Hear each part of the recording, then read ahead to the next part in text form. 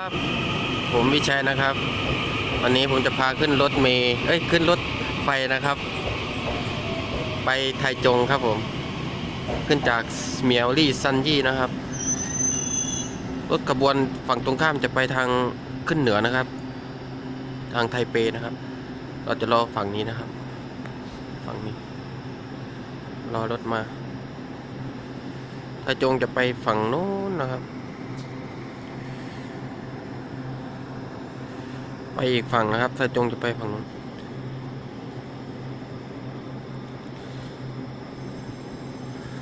ต้องรอรถอีกประมาณ3 นาทีนะครับให้ดูบรรยากาศรอบๆสถานีรถไฟเหมียวลี่ซันยี่ครับ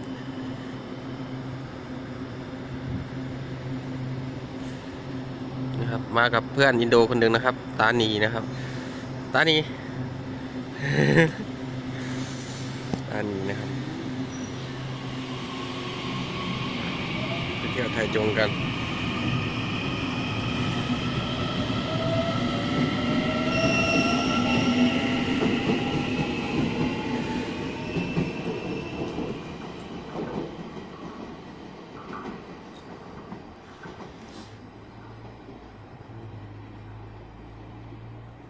ไม่มีคนเลยนะครับโล่งเลย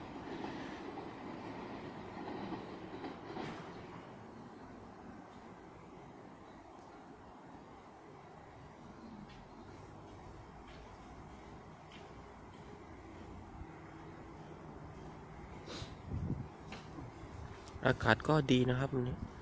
อากาศเย็นๆนะครับแต่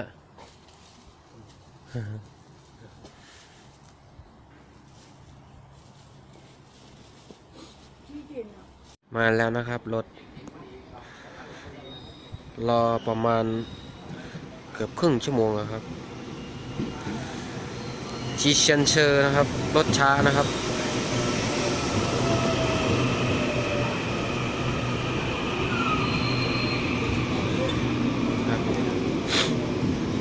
นี่เราก็ขึ้นเลยนะครับตานี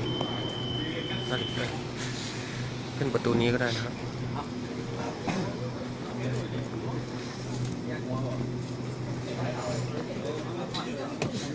这里就好了นะครับมาบนรถไฟนะ搜狗它是女生搜狗加站前搜狗，他们2边一起玩，然后2边的主办公室都在介绍。搜狗那边有办公室，但是这边可能只有管龙面，主要的ข้างนอกนะครับ在那个地方。也是我这个订这个。对。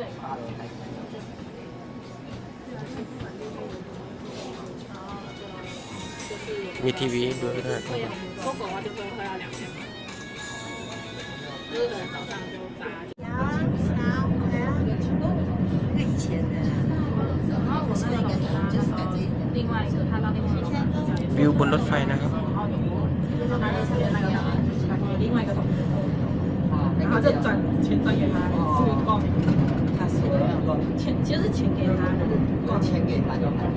钱自己拿到别人做这个出身。然后那时候我有帮忙，因为他是要做那个台湾的风景的布，他是想要做布，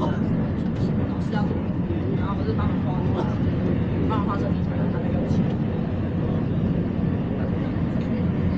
就变成那个案子有我分工，那钱真的很少哎。